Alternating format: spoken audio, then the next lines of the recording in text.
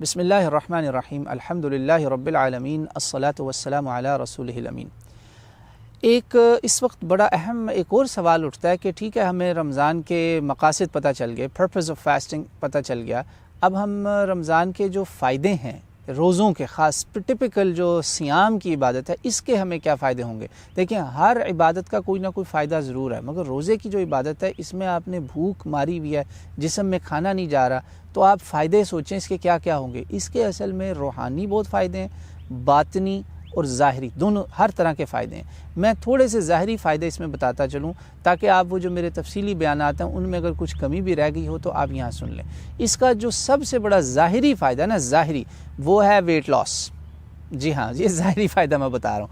Unless क्या आपने पकोड़े समोसों पर ज़ोर ना रखा। अगर आपने पकोड़े समोसे खाई गए, पेट में इतना खाना भर लिया कि फजर की नमाज पे उल्टी आ गई आपको कि मैं मर गया भाई खा खा के, वो किया तो फिर नहीं कुछ मिलने वाला, फिर तो छुट्टी समझे, फिर कोई फ़ायदा नहीं है। ठीक है, वेट लॉस भूल जाएं, बल्कि वेट गेन होगा। और यही मसला है, रमज़ान में लोगों का वेट गेन होता है। और तरावी में अल्लाह माफ़ करे, मैंने खुद सुना है, मैं लोगों को फिर कहता हूँ कि खुदा के बंदो कुछ ख्याल करो, ये क्या कर रहे हो तुम लोग। वो खाना इतना खा के आते हैं कि वो फिर ना डकारें, आवाज़ें आ रही होती हैं बाकायदा। कई लोग बेचारे जो हैं वो ऐसे यूँ मुँह रोका होता है उन्होंने यूँ, और दो रोक रहे होते हैं डकार को। भाई कोई हौसले से खाओ, तुम छोटे छोटे स्नैक्स ले लो, एक इफ्तार पे स्नैक लो, 2-4 खजूरें खाओ, दूध का कप पियो, इसमें सारी एनर्जी आपकी बहाल हो जाएगी। थोड़ा सा आप रात को खाना खा लो, लाइट स्नैक्स लो, छोटे छोटे खाने लो, ताकि आप में ये क़ुव्वत पैदा हो कि आप खाने के बगैर भी ज़िंदा रह सकते हैं। सहाबा में अब्दुल्लाह इब्न ज़ुबैर रज़ियल्लाहु अन्हुमा का रिवायात में आता है कि 15 दिन का उन्होंने रोज़ा रखा है। ठीक है ना, 15 दिन का सौम विसाल कौन माई का लाल आज रख सकता है। और वो सूखा सड़ा पतला यूँ दुबला जवान था,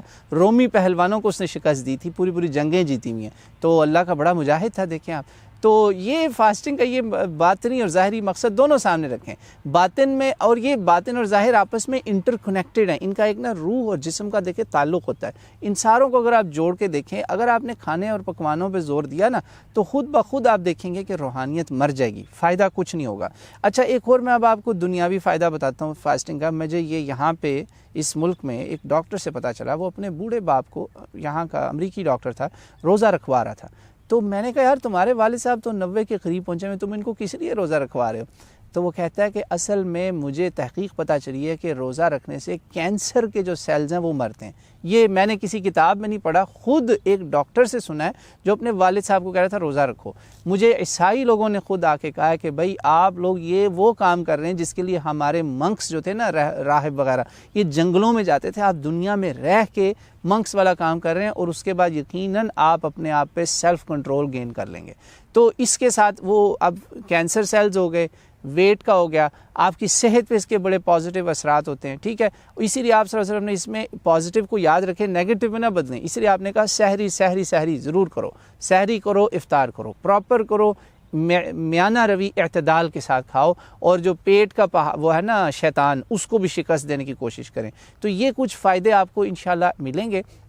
इसमें आपकी हेल्थ के भी फ़ायदे हैं। हाँ, जो कोई मरीज़ है जिसको वाकई हर वक्त पानी चाहिए और वो इस तरह के मसले हैं ना, उसको ये ना सोचे कि मैं फ़ायदे फिर भी लूँगा। अब उसके लिए फ़ायदा नहीं, नुकसान हो सकता है। और जब भी दीन में किसी चीज़ से नुकसान होगा, वो इबादत उसके लिए वक्फ़ हो जाती है। मैं उन लोगों की बात कर रहा हूँ जो सेहतमंद हैं, उनको कितने फ़ायदे इससे मिल सकते हैं, बेशक वो बूढ़े भी हों। हाँ, इल्ला कि उनको कोई मर्ज़ हो, कोई तकलीफ़ हो, तो फिर वो रोज़ा उनसे माफ़ हो जाएगा।